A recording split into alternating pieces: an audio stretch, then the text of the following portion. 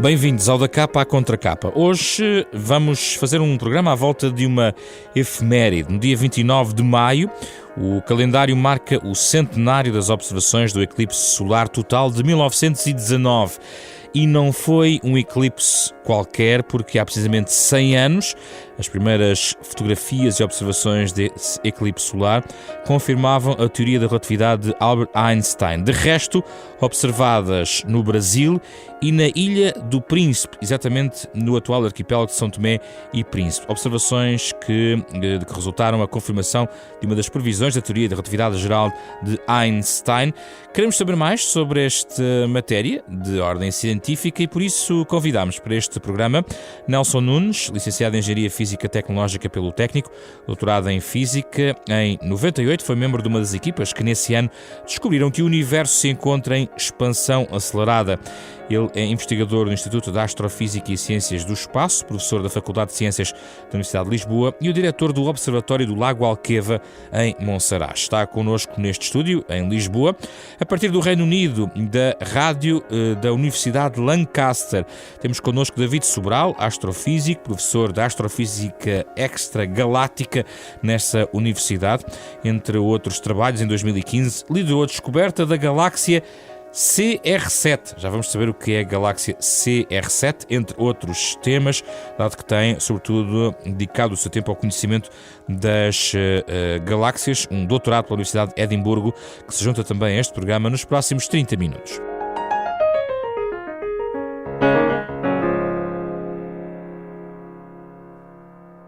Bem-vindos, obrigado pela vossa disponibilidade.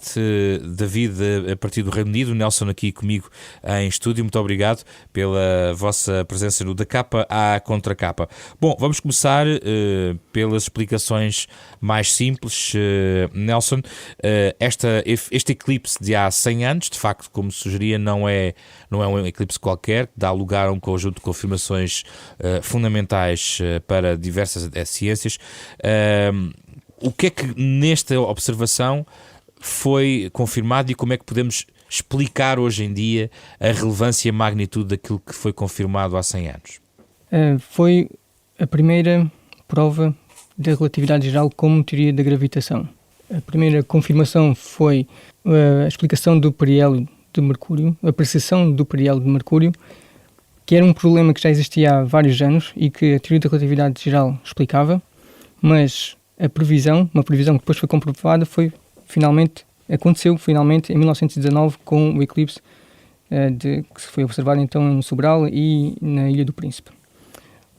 Então uma das previsões da relatividade geral é que os raios de luz não caminham em linha reta, mas que curvam passando próximo de um campo gravítico forte, como o Sol.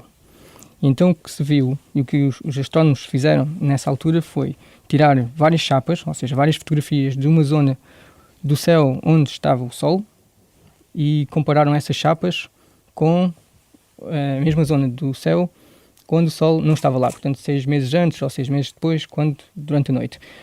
Durante um eclipse fica de noite, de facto, como não está lá o Sol. Nós sabemos. Como todos sabemos, não é? Durante um eclipse total. E então é possível ver as estrelas por detrás do eclipse e principalmente as estrelas que estão mesmo junto ao Sol.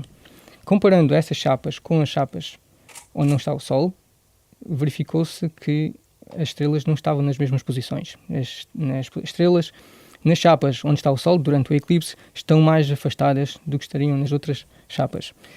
Ora bem, isso por si só não prova a teoria da relatividade geral.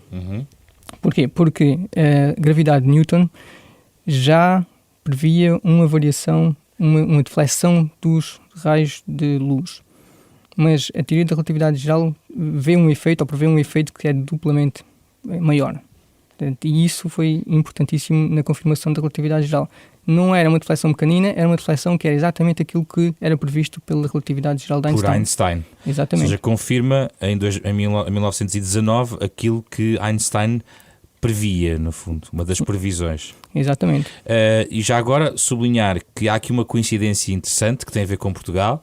As observações são feitas por um grupo de astrónomos britânicos Um estava colocado numa antiga colónia portuguesa, que é o Brasil, em Sobral, curiosamente. Será? O apelido de um dos nossos convidados deste programa. E na Ilha do Príncipe, que era Portugal, hoje em dia de São Tomé e Príncipe. Porquê estes dois locais? Na verdade, fez um estudo ao Dyson, que era o chefe do Eddington, pediu um estudo para se encontrar os melhores locais para fazer a observação do eclipse. Sabia-se que iria existir e era um eclipse extraordinário devido à sua duração. Durava mais do que 5 minutos. E desse estudo identificaram-se esses dois lugares. Eu presumo que tem a ver com não só a duração, mas também a altura do dia em que acontecia o eclipse. David Sobral entra na conversa, que leva, aliás, o apelido do local no Brasil onde foi feita esta observação.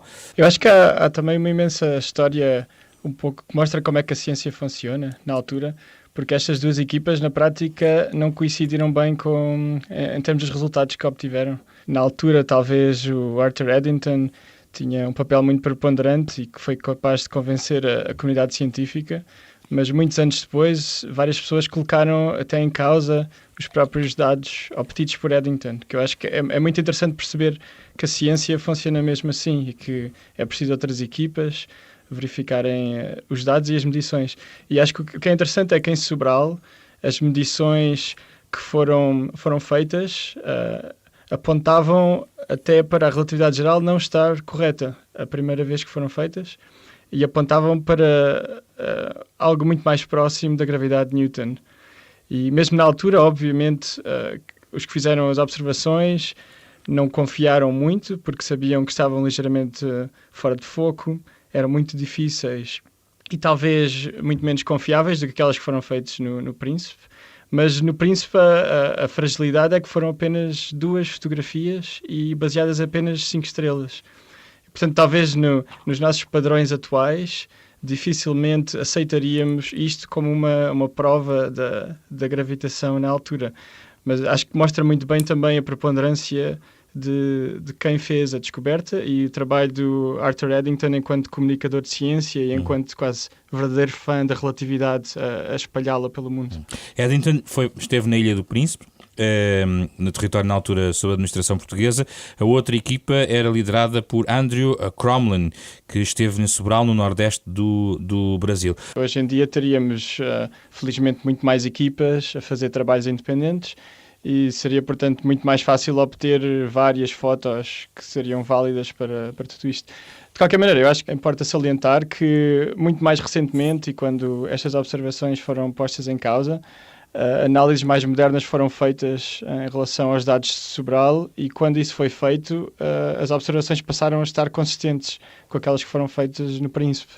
E, portanto, as próprias observações eram consistentes, mas era simplesmente muito difícil fazer astronomia nessa altura. Sim, este é um ponto interessante, Nelson, é que ao longo do tempo, como é que foi sendo desafiada, digamos, a conclusão que foi obtida há 100 anos? Ou seja, foi questionada muitas vezes.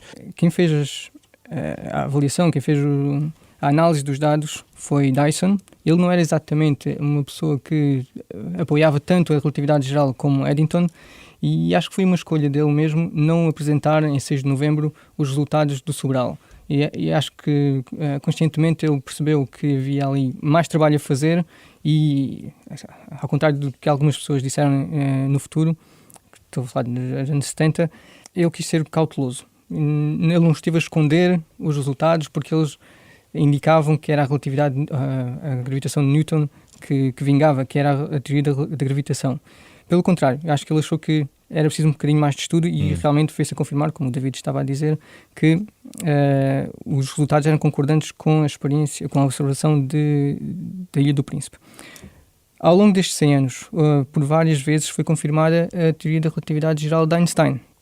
Como há experiências ou observações como o desvio para o vermelho gravitacional, que é algo que é também previsto pela relatividade geral, outras possibilidades, quer dizer, outras formas de confirmar a teoria da relatividade geral de Einstein é o atraso gravitacional, ou atraso de Shapiro. Por exemplo, nós hoje podemos enviar um sinal de rádio para outros planetas, para Mercúrio, para Vênus, que passam junto ao Sol, e obter o eco. dessa radiação. Portanto, a radiação bate no planeta e volta para trás e nós conseguimos perceber não só a distância a esses planetas, claro, mas que quando o planeta passa próximo do Sol, existe um atraso. Em 1974, Halsey e Taylor mostraram que binários de pulsares emitem ondas gravitacionais.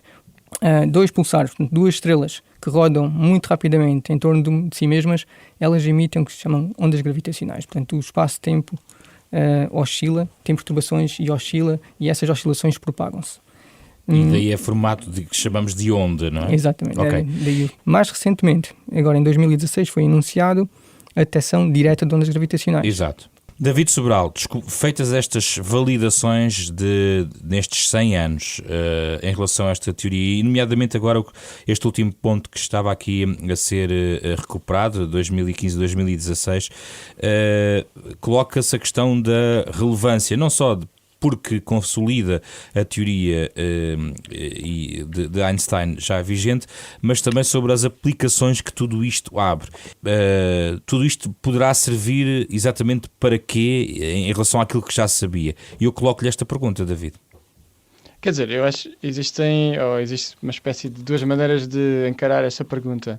Uma, para mim é um bocado mais pessoal, que é compreender o universo. Acho que é o maior propósito que a humanidade pode ter.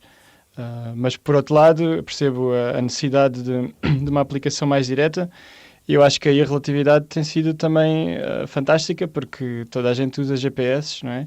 nos smartphones para conduzir todos os dias, e essas correções relativísticas são importantíssimas para fazer a navegação por satélite. Portanto, mais que não seja, sabemos que a relatividade tem uma aplicação quase diária agora para milhões e milhões e milhões de pessoas.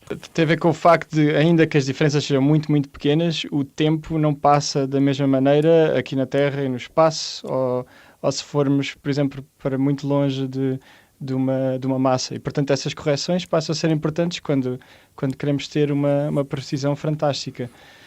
E acho que ainda mais recentemente, talvez um grande feito da humanidade enquanto um todo, e de uma equipa mesmo muito grande, foi também a primeira imagem, não é? do buraco negro supermassivo.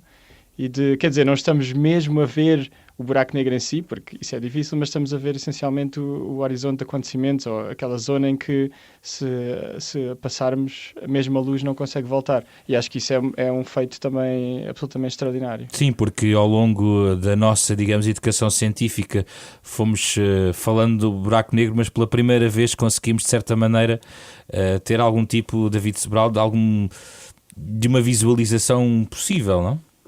Acho que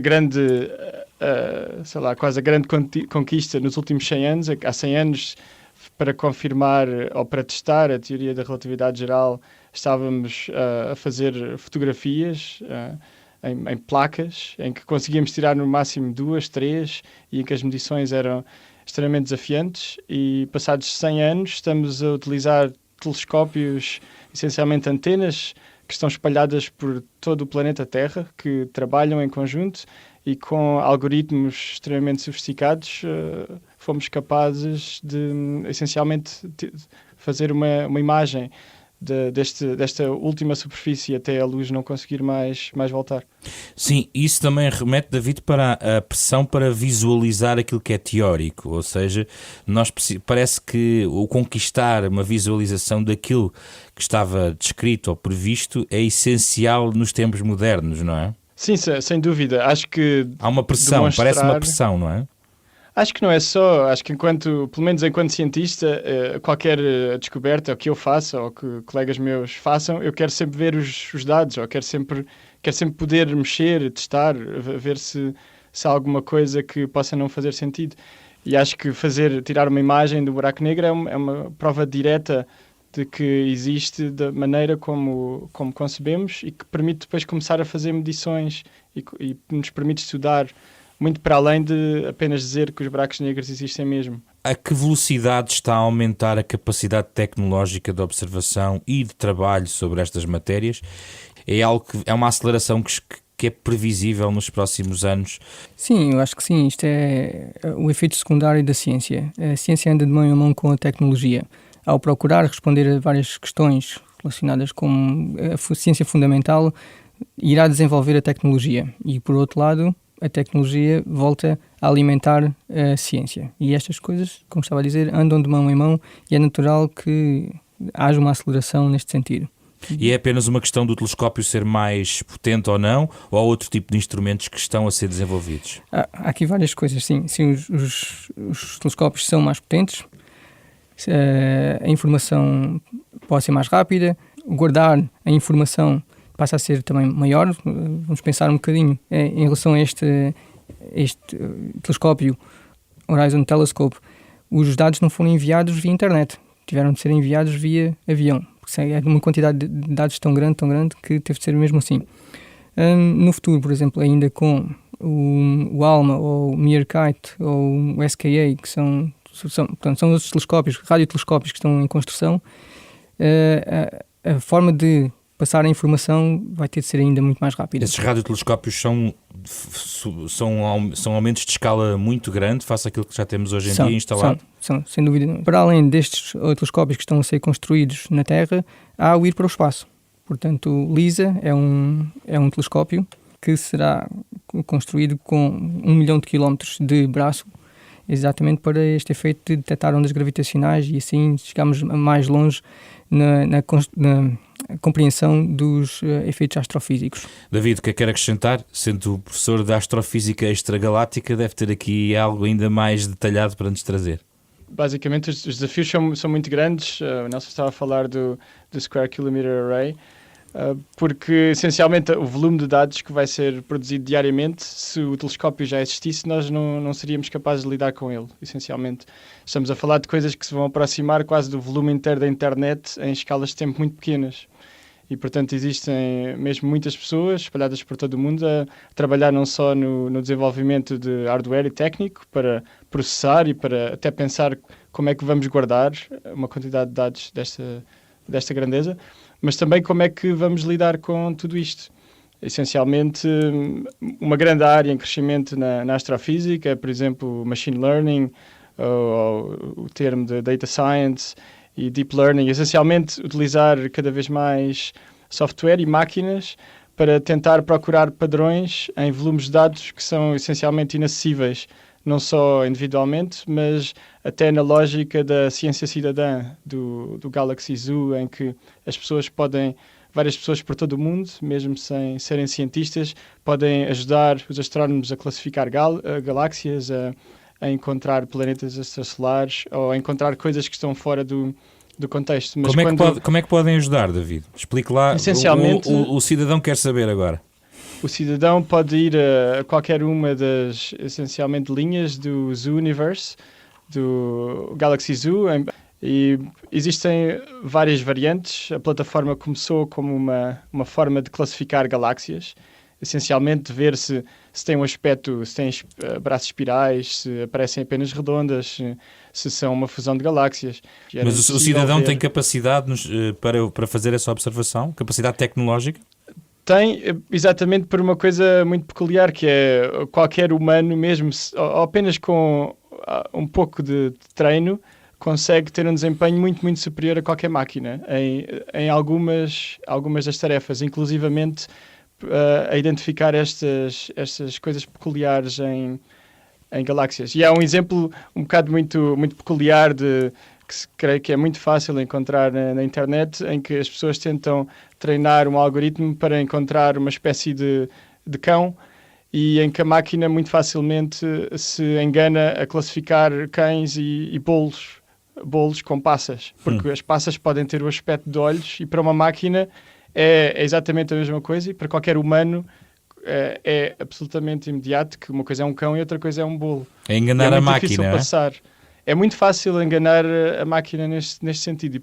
Para além desta plataforma, o Galaxy Zoo, eu estou-me a lembrar de uma plataforma semelhante, que consiste em determinar a direção e o aspecto dos ventos em Marte. Se estes novos descobertas vão ter o impacto de desenvolver o interesse crescente sobre a ciência fundamental, que é uma questão, até do ponto de vista de educação, sempre um desafio, ou seja, atrair jovens para questões como a física, até para a própria matemática, mas por exemplo, eu estava a pensar sobretudo na física, e recolocando a questão da visualização, que hoje em dia as novas gerações são muito formatadas em relação à necessidade de visualizar algo.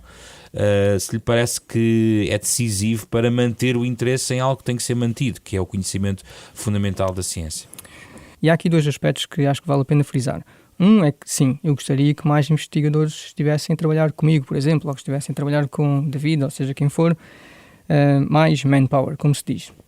A arte faz porque, sim, nós gostamos, mas também porque é a nossa habilidade, é aquilo que é ser humano. Portanto, o segundo aspecto é, mesmo que estas pessoas que hoje estão a ouvir, ou as escolas que nós visitamos e que nos visitam a nós, não estou à espera que todos aqueles alunos venham trabalhar, venham fazer investigação, mas espero que apreciem os resultados que vêm dali.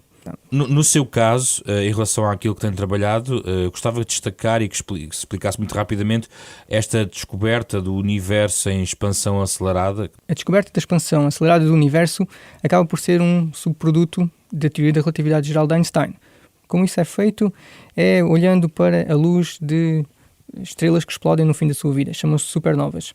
E o que se percebeu em 1998, depois de um grande percurso, de um grande estudo, é que as supernovas eram mais ténues do que aquilo que deveriam ser se o universo só tivesse matéria. Fosse composto de matéria daquela normal, daquilo que nós somos feitos, os átomos de que somos feitos e a matéria escura que nós sabemos que existe nas galáxias também, em parte, por causa da relatividade geral de Einstein. Portanto, isso é um resultado muito importante, acabou por ser Prémio Nobel da Física em 2011 e hoje o que eu estou a fazer, o que eu estou a estudar é tentar perceber quais são as possibilidades para explicar essa aceleração do universo. Se há ali algum desvio à relatividade geral, e isso depois já é importante para perceber o universo como um todo, o passado e o que será o futuro do universo. David Sobral, conte-nos então o que é a galáxia Cosmos Redshift 7, que vai por abreviatura para basicamente a galáxia CR7. Bem, a CR7 é uma galáxia que descobrimos em 2015, faz parte agora de uma família alargada. No ano passado descobrimos cerca de 4.000 novas galáxias de um género semelhante, mas até agora a CR7 continua-se a destacar. E porquê é que se destaca? Porque não só está a uma distância imensa, só para dar uma noção, a luz que saiu da CR7 e chegou até ao nosso telescópio esteve a viajar pelo universo durante cerca de 13 mil milhões de anos. E, essencialmente, enquanto essa luz viajava até nós, o universo tem estado em expansão, até acelerada, como o Nelson estava a mencionar, e, portanto, estamos a falar de uma galáxia que hoje em dia está a cerca de 30 mil milhões de anos-luz, que é uma coisa que não passa pela cabeça de ninguém. E porquê é que é especial? Porque mesmo estando quase no universo bebé, ou muito primitivo, apresenta já um brilho que essencialmente não tem comparação em nenhuma outra galáxia que vimos. A CR7 é uma espécie de versão primitiva da galáxia M87, ou seja, a galáxia em que nós fomos capazes de fazer a imagem do buraco negro supermassivo no seu interior. Muito bem, a fechar, antes das sugestões, um desafio assim de repente. Nelson, o que é para si Einstein? Einstein foi um físico brilhante, com uma intuição fantástica, mas também foi um humanista, no sentido de que ele preocupou-se bastante com estas colaborações internacionais, com a paz no mundo e em parte devido aos seus estudos, que em parte resultaram na bomba nuclear. Ele preocupou-se bastante com a paz no mundo e por isso acho que, de acordo com a Time, merece muito destaque de figura do século XX. David, quem é para si Einstein? Acho que é muito difícil descrever. Acho que é um físico talvez sem paralelo no seu tempo.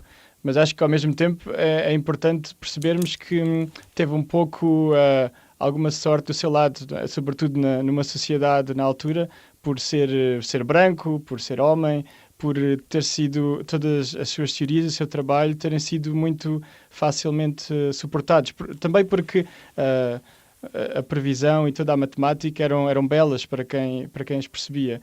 E acho que é importante também perceber como é que o Einstein se tornou uma espécie de superstar muito rapidamente. Foi porque teve imensos fãs logo mesmo muito cedo. E acho que importa também contextualizar nesse sentido. Nesta efeméride que hoje aqui recuperamos, estamos já a ouvir a música de Mário Lajinha, autor do nosso genérico do programa, para convocarmos os nossos convidados para algumas sugestões. Quem quer saber mais, quem quer interessar-se por estes temas, Nelson, o que é que podemos sugerir a quem nos escute? Eu sugeria o próximo número da Gazeta da Física. Portanto, a Gazeta da Física publicou um número especial dedicado ao eclipse do Sol de 1919 e o impacto na teoria da relatividade geral de Einstein. E eu acho que também faz todo o sentido relembrar um filme excepcional que é o Interstellar, que fala um pouco tudo isto dos buracos negros, de teorias para além daquilo que é conhecido hoje, de como é que o tempo funciona próximo de um buraco negro, longe de um buraco negro, todos estes conceitos um bocadinho estranhos e fora do que é o cotidiano normal. Portanto, o filme Interstellar, que teve como ajuda o que acabou por ser Prémio Nobel, o Kip Thorne. E outra série que saiu há pouco tempo, acho no ano passado ou há 2 anos, que é a série Genius, que é da National Geographic, também retrata muito bem a vida de Einstein e fala um bocadinho da ciência por detrás da vida de Einstein. David Sobral? Acho que para saber um bocadinho mais dos aspectos da ciência, talvez, obviamente, Breve História do Tempo, Stephen Hawking, ou talvez O Universo Elegante, Brian Greene, creio que ambos editados pela Gradiva, ou talvez para explorar estes conceitos, mas numa perspectiva talvez mais humana e perceber que a ciência não são só os factos e que existem muitas coisas às vezes nos bastidores e um bocado de lutas pessoais, etc. Talvez o Mais Rápido que a Luz, de João Magueiros, que dá uma perspectiva muito, muito interessante e não convencional de como é que é trabalhar e, por exemplo, desafiar Einstein. Obrigado pela vossa presença e pelos vossos testemunhos. Nelson Nunes e David Sobral, os nossos convidados. Falámos aqui sobre a efeméride desse eclipse solar fotografado há 100 anos, em maio de 1919, como se liga à teoria da relatividade e também às mais recentes descobertas que confirmam também o gênio de Einstein. Este programa pode ser ouvido todos os sábados às 9h30 da manhã, na Renascença. É uma parceria da Fundação Francisco Manuel dos Santos. Está também disponível em podcast nas diversas plataformas digitais habituais e também em rr.sap.pt. Fizeram este programa Carlos Alberto Vermelho, André Peralta, Ana Marta Domingos e José Pedro Frazão. Regressamos no próximo sábado com outro tema para este Da Capa à Contracapa.